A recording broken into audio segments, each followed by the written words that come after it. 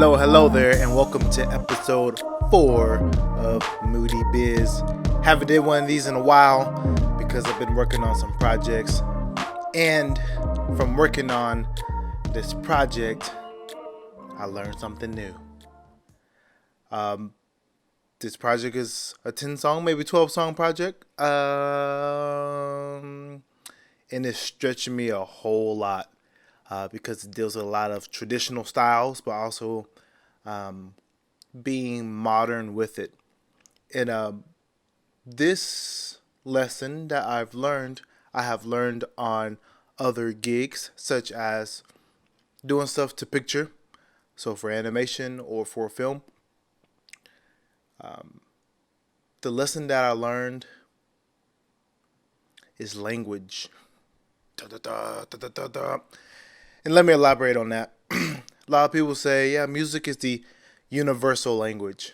Yeah, okay, yeah, that's cool. But it still means that it's a language that has to be learned.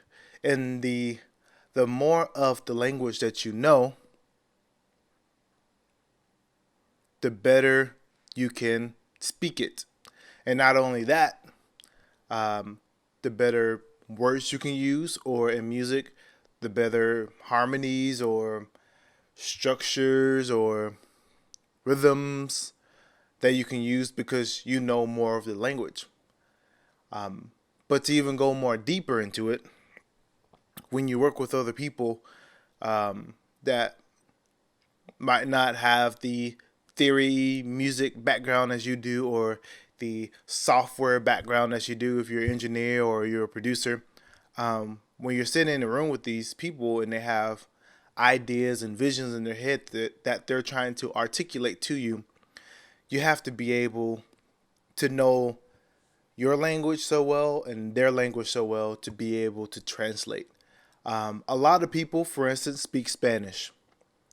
But to translate Spanish or to translate English into Spanish or to do the reverse, it takes a lot of skill because you got to understand what the other person is saying, what their intent is, and how to put that into that language that you're translating to so that the other person can understand the intent of the person that's speaking a different language. So if someone say, yeah, man, that's cool. If you live in America, we know that he's probably not talking about the temperature of something. He's probably saying like, oh, like that's awesome. Like that's neat. That's another one, neat. Like it's not tidy. It's like it's awesome. It's something that I would want or something that I admire. That's cool. That's awesome. That's neat. And so if you're translating that into another language, if you translate that literally, you'll tell the other person that that's cold to the touch, and the other person will be really confused of like, but it's not cold to the touch. I don't get it. Like I just did a backflip. In music, it's the same way. If the person says, man, I don't really know what it is about this section, but he's just a little too busy, or there's a little too much going on. It could be there's too many instruments playing, or it could be the harmonic rhythm of the section, meaning how quickly you change chords. It might be a little bit too much, except for it being a 4-chord or 5-chord progression. It might be a pedal note where you're staying on the same bass note, but you're just changing the upper structure of the chord to cause it to have more intenseness, but it's not really pushing or going anywhere. And so you got to be able to translate what they're saying and be like, okay, how do I say this there?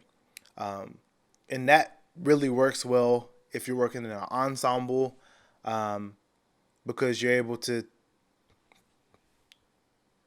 take what the artist is saying or take what whoever's producing the project is, and then articulate that to musicians. Or if you're running a studio session and you're trying to communicate the same feeling that the artist is trying to portray to the musicians, you'll be able to do that if they're really wanting something to like really, how do you say it, be heartfelt or really be emotional.